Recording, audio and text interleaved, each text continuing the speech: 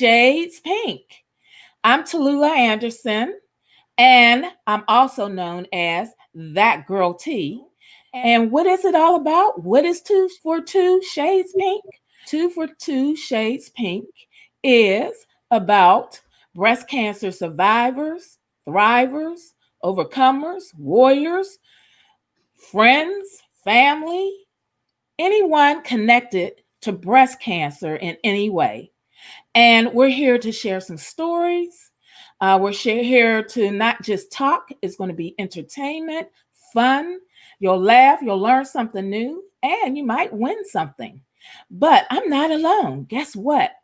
I have a very special co host, and her name is the beautiful Lisa Johnson Smith. You may remember her from BET's Teen Summit. She was the original first host, and I'm happy to have her here. And I'll let her tell you a little bit about where she's been and what she's been up to. And then I'll tell you about what's going on with me, and we'll move forward with the show. Oh, well, thank you so much for having me, Tallulah. This is really exciting for me because I love sharing my breast cancer story. I'm a 5-year survivor, and it's always good to be able to encourage other women and men who have gone through or are going through this breast cancer journey. So thanks so much for having me. And thank you for being here. So our connection is through BET. I met you so many years ago. Oh. And again, as the host of Teen Summit, but we have another connection now, and that's through breast cancer. And I am a 3-time breast cancer survivor. And of course, the founder of 2 for 2 Boobs. And that's where the 2-4 comes in. 2 for 2 comes in with the name. And this is our premiere show. And today's show is about surviving through the storm, warrioring through the storm. I decided to do the show to commence on the anniversary of my play that I produced last year called 2 for 2 Boobs presents Shades of Pink, Our Voices, Our Stories. And it featured 7 women who were breast cancer survivors, thrivers, as they shared their stories. It was like for Color Girls only. It was so amazing, and they were so wonderful. So I wanted to revisit some of the women who were in the show and go a little bit deeper into what's been going on with them now, and for them to share whatever they would like to share today. So Lisa, are you ready? I am ready, and I'm excited to talk to our first guest. Okay. And that first guest is Spunky, and she is inspiring, and she is that girl that you really want to know. When I first met her, we were both new and trying out for a fashion show.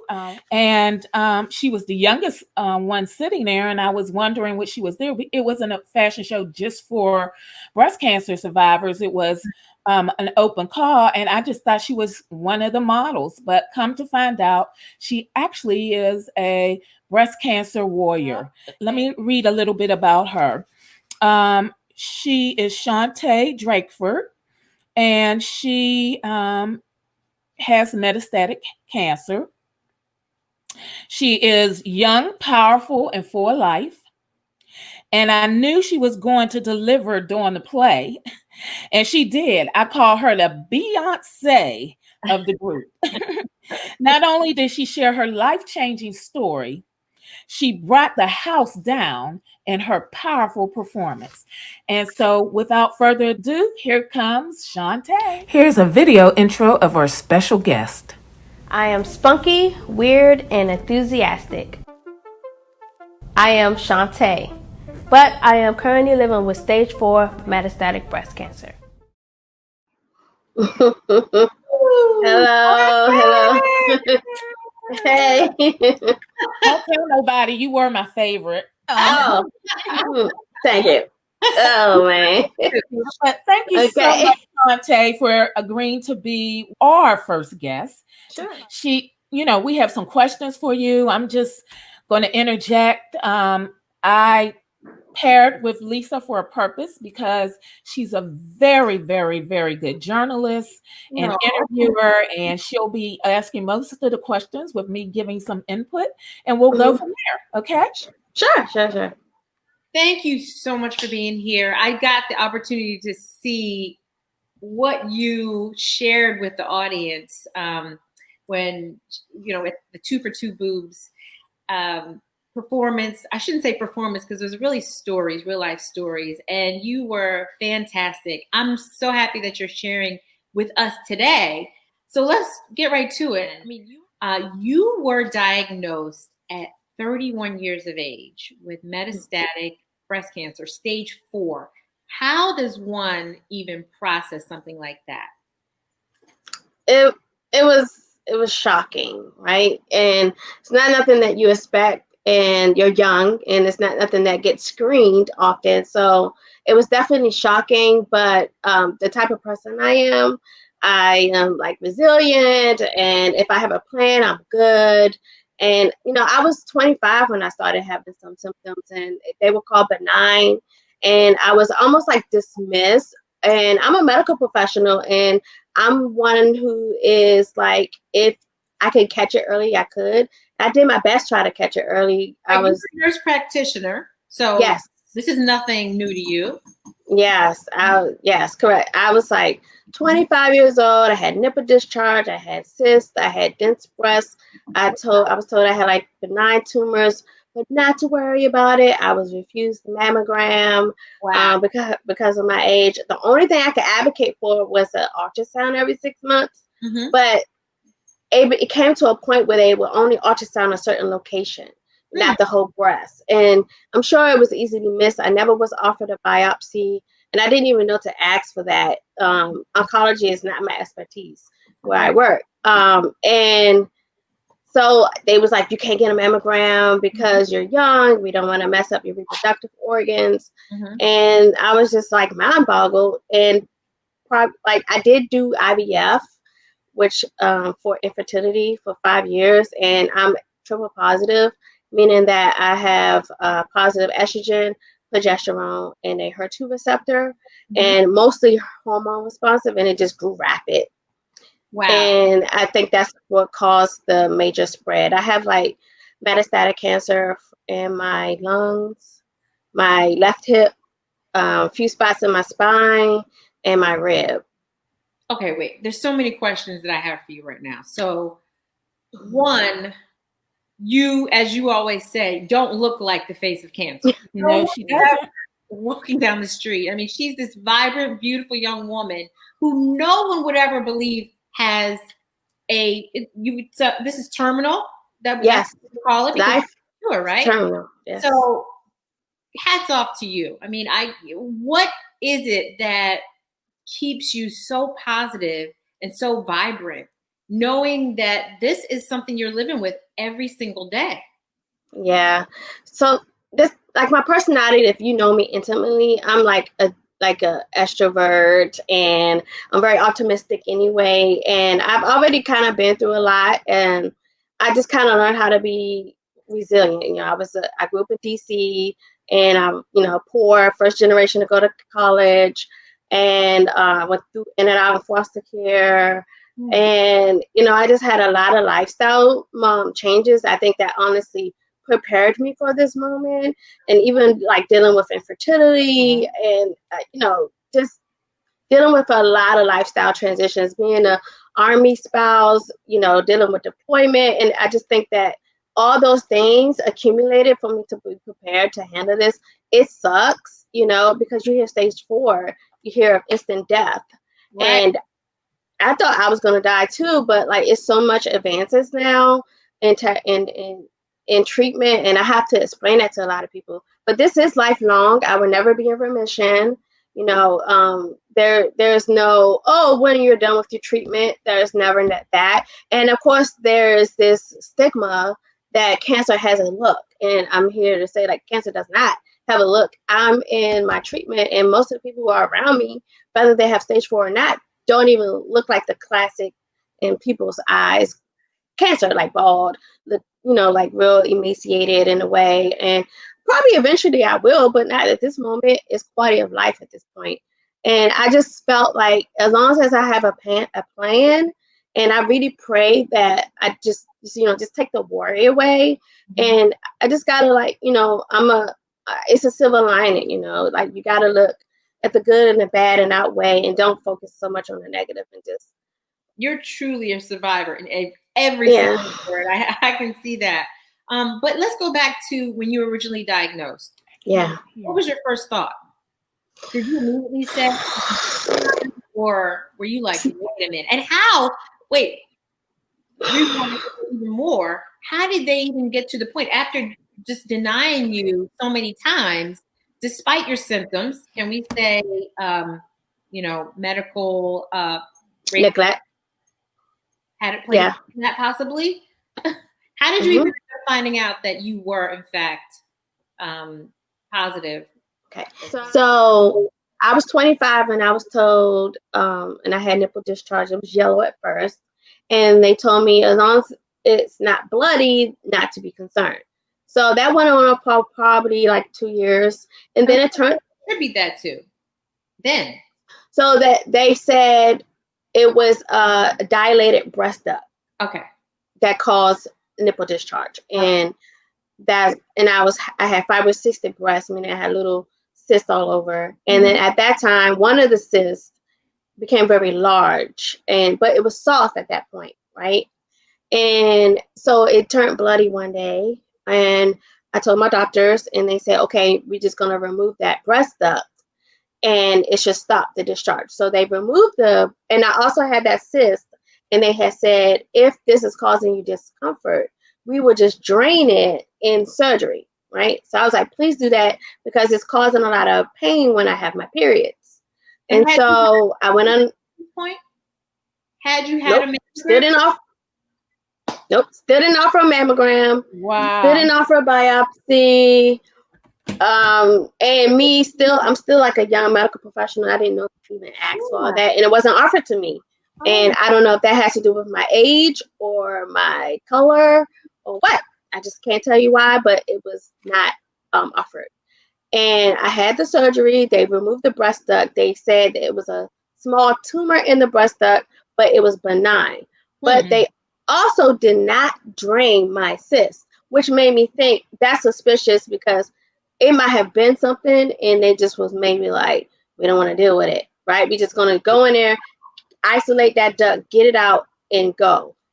The nipple discharge did stop, but then that cyst was just in pain. So 6 months after surgery, it still was kind of tender and pain. And then I was like, is this normal? And our breast surgeon was telling me, well, it could be scar tissue, because I do get a lot of scar tissue with my surgeries I've had in the past. She said, just take evening primrose and monitor it.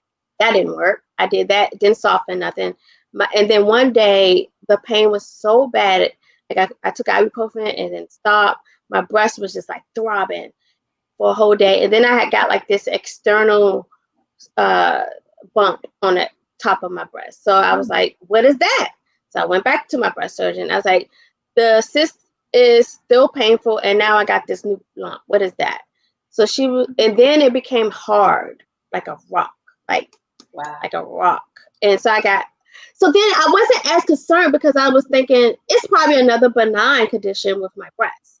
So she sent me to get an MRI, and my best friend was like, I'm coming with you. My husband was like, you want me to come with you? I'm like, no, it's fine. I got this. I don't need to go. It's probably something benign, and I probably just need another surgery. And during this time process, my husband and I was in the middle of adopting, because the fertility was not successful. Yeah. So we was trying to adopt, and they always ask for your medical stuff. So I was like, let me wait to see what this comes out to be, and then we could move forward with it. And so typically the turnaround time from an MRI is 3-4 days, but they call me the very next day. And they said, come back in and get a ultrasound, a mammogram. Now you want to give me a mammogram. And a biopsy. Finally. And so that little bit concerned me, but then I'm like, it's still probably nothing. So I go in and get that done. My best friend, she still like came. She was like, I'm coming. I don't care what you say. So she came in and I got all that done. And the breast surgeon came in while I was getting the biopsy. She started asking me all these questions about my breast cancer history. Do I have it in my family? Which I don't. Well, I had like a great aunt in the past, and then my aunt had recently got diagnosed with DCIS stage 0 just from her screening a month prior. Mm-hmm. But my aunt is like so nonchalant, so she just kind of presented it like it was nothing. Yeah. But I knew what it was, but my family was like, it's nothing, right? So she came and asking all these breast cancer questions, and I'm like, stopped her. I'm like, do you think I have breast cancer? And she's like, well, based on the imaging, we have to confirm through biopsy. Yes. And I'm like, what? And we saw an abnormal lymph node. And I like started shaking and freaking out. And that was like the first time I had like a panic attack. I was anxious. And, I'm a nurse, so I understand a lot of the dynamics. Yeah. And like being a nurse, right? And I was in there by myself because my friend brought her baby, my goddaughter, and she couldn't come back there with me. So I was in there by myself. So my nurse, all she did was like put her hand on my shoulder, and that instantly calmed me better. But like, you don't realize when you're a nurse on the other side, right? That is comforting. Yeah. And and you just do it because you think it's comforting, but it really truly is very comforting. And it calmed me down. And I asked her, how bad do you think it is? Is it bad? Is it bad? Yeah. She was like, it looks pretty extensive. So I would call it bad. And so I freaked out, panicked. I started crying, of course. And from that point, waiting for the biopsy was like the worst time of my life. It went through a weekend. So I had to go home. Me. Wow. Yes. Left with my thoughts. And I'm like freaking out and Googling everything, still thinking it's benign, praying. And then I just like one day I was just like, stop, like just relax. I prayed. I said, God, please just take this pain away, this worry away. If it's cancer, which I had like an inkling it was, right?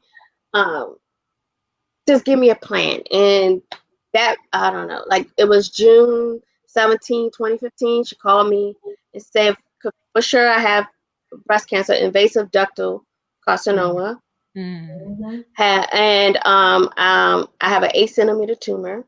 And I need to come in the next day to get all my planning done.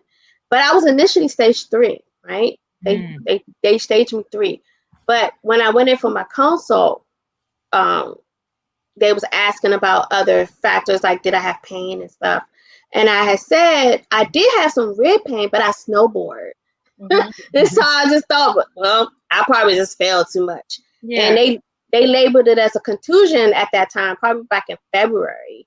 And it was pretty pain tender right here on my rib. And so she was like, well, since it's in your lymph node, we got to make sure, which I tell people, like, just get a body scan, just if you get diagnosed. I just think that even if it's not in your lymph node, it's in your bloodstream, just get a body scan. And it was like, well, since you're having some pain, and I had hip pain, and I thought it was sciatica, I started to have a cough, I thought I had allergies. And I'm a medical professional, but I'm still just like self-diagnosing. And I got a body scan. I was scheduled to get a port, which I was scheduled to do the traditional chemo, mastectomy, and radiation. And so I was scheduled to get a port prior to my, right after my scans. So when I got my scans done, I had my first panic attack because I'm like, what are you looking for? I got real anxious. I'm at that one, like, what are you looking for? And they stopped me from getting my port. And I'm like, why? And I knew something was up. Y'all saw something on those scans, didn't you? And the nurse couldn't confirm. So I had to wait. And then they told me I was stage 4 and it had spread to my lungs. I have a huge tumor on my left hip, which made me go immediately into crutches. I had that spot that I felt in my rib was actually cancer. And I got a few spots in my spine. Wow. So it's just mind-boggling to me Yeah. that with all of your symptoms for all those years, not one of your medical professionals said you need to get a mammogram. They refused it. I asked for it, and they were like, "No, you don't need it." But you know what? I mean, statistics show that Black females, have the highest percentage of death due to breast 40% higher. Yes. than anybody else, and that is due to medical racism. I experienced it myself when I was in the hospital healing from breast cancer. So, I mean, it is a real thing. What would you say to women out there who are experiencing these symptoms but don't necessarily think they should push based on what happened to you? What would you say? What's the worst you're gonna get, right? Yeah. They're gonna tell you no. That's not gonna hurt you. What's gonna hurt you is the cancer, right? Yeah. So you go to the next person, the next provider, until you get a yes, and fight it. Call the insurance company, say you pay out of pocket, anything, because you can always pay a bill later, but you can't Yeah. get your life back. You And can. we, just like you said, like African Americans are diagnosed at a later stage, more than likely than whites. And even though we are not likely to have breast cancer as much, but when we get it, we get the advanced stages and we die 40% higher. Yeah. It's And not not only okay. that, it's the age. Yeah, And I think that was definitely the probably age. one of the reasons why. And they should have realized, I mean, my diagnosis was over 20 years ago, and they did give me a mammogram, but it was only because of my family history. But Yeah. just think, if I didn't have that family history, and way back then, they definitely were not giving women mammograms at 40. Yeah. So that's why, the push is on to lower the age, because of the high amount of women and young women getting breast cancer and getting triple negative, or those breast cancer, when they are diagnosed, it's at later stages, which makes people, and some of them don't have a family history. Yeah. So is there another gene perhaps that's not been discovered? That's what I think. I think some things are Yeah. environmental too. Yeah. So that's, Lisa, I don't know if you had another question, but that's one of the reasons when I heard Shantae's story that I wanted her to be part of the play. And when I talked to the individuals who were in the play, I wanted different ages. And I wanted to show that breast cancer is not a broad stroke, that every story is different, from how you detect, your diagnosis, to your treatment plan, to how you're feeling and how you're dealing. And it's a year later, and as a follow-up, I just wanted to, again, thank you for being a part, because you made it amazing. And how did it feel to be in the play? Well, me, I'm like a go with the flow kind of girl. I really didn't know what to expect, but my whole intent was to, if it's gonna help someone become more aware, I'm game. And I'm not shy, I'm an extrovert, so people is my thing. And I thought it was a very creative way to present it. And I also think that you did do a good job with selecting a variety of people, right? And just have that realization of people like me are out there, and it doesn't stop. And we, because the focus is so much on early stage, it's less focus on metastatic breast cancer, and a lot of people are not aware. And it's just things like this big scary thing. We don't want to scare people, especially if you have early stage. The statistic says it's 30% return rate and reoccurrence rate, and a lot of times it's stage 4. And you hear the term, oh, it came back more aggressive. That's stage 4, but no one says it, right? Or they say, oh, they died from complications, but that's stage 4, but no one says it. Once it leaves your breast, it is no longer early stage 3. It is now, it's not a local thing. It metastasized. It goes anywhere, even if it's a little spot. If it goes somewhere, it is metastasized. It is that, and we can't be scared of it because that's what's killing us. And we just. So I was just excited to do Right. the play.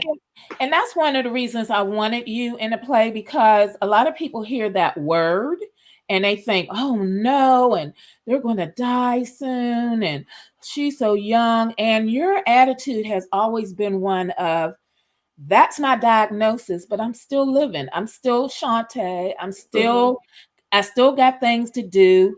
I'm excited about sharing my story because I want to help other women. I still go to work. I have a farm. I have a husband. I still got things to do. And you delivered it so well. But when I told them, Lisa, that they had to do some type of talent or something to it, and Shantae was like, well, I used to be a flag girl. And I'm thinking she was coming in with this little flag.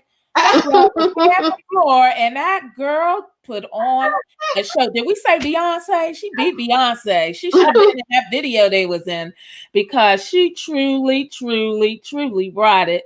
And the music you chose, what was the music again? Oh, it's like, I hate You Suck Breast Cancer. It's like this independent artist that I found, and all I did was just like typed in breast cancer songs and see what happened. And this was real good one. It was like, you suck breast cancer. Like I can't remember the lyrics right now, but it was a good thing. Like, hey, you know what? Instead of us telling them about it, we have a clip. Let's watch here. You come here uninvited. Should we go away? Don't nobody here likes you. Your heart is blacker than the night is. If you were locked away, won't nobody here write you. Without you, this was a better place. Got a list of things I'll never get to say. Maybe a hello or goodbye. Won't make that mistake twice. We suck breast cancer. Thief in the night, taking what's not yours. Call, we won't answer. You're a hurricane knocking down our door. We'll fight the good fight, baby. We're together here side by side. Cause you coward, you don't fight fair.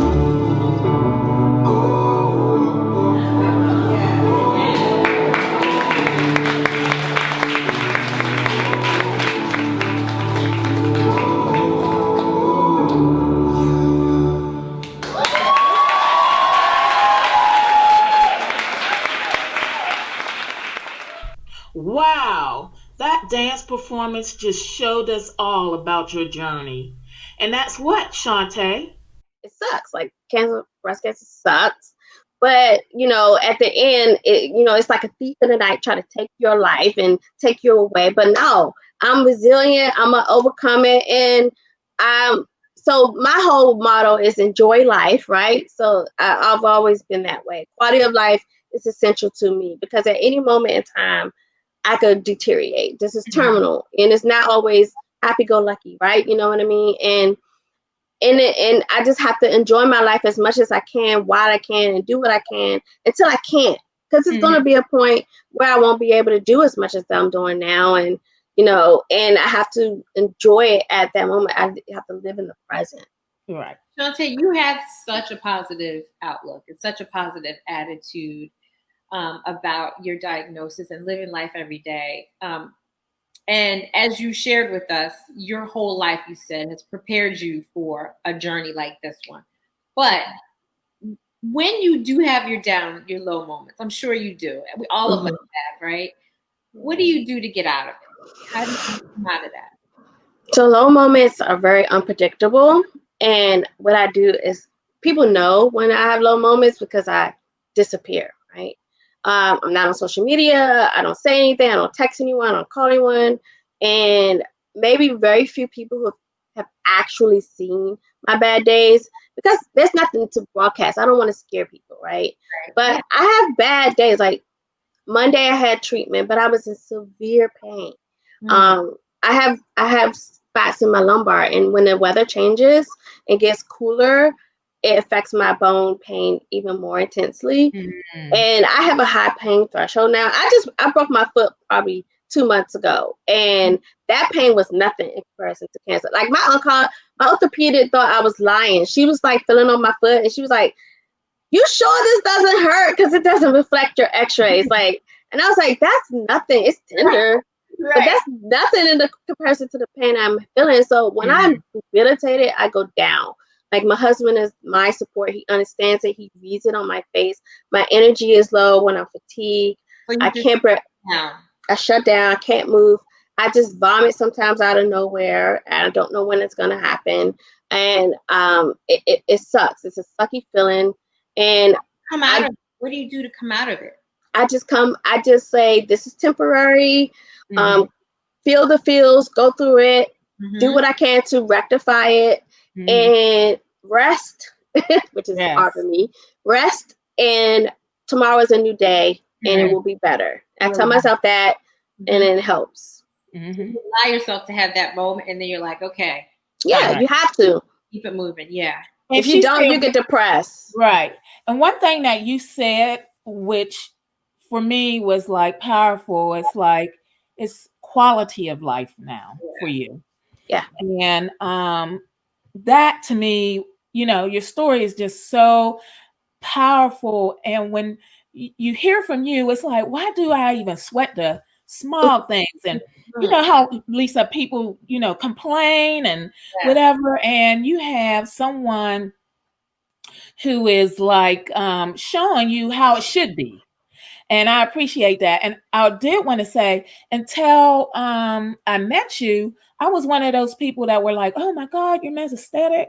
And my whole view has changed. And after meeting you, I actually met a woman who was speaking at an event, and she has been living with metastatic breast cancer for 25 years. Wow. And she said, I'm still here. That doesn't mean I'm going to die tomorrow. Yeah, I'm going to die one day, but it's my life and I'm living it.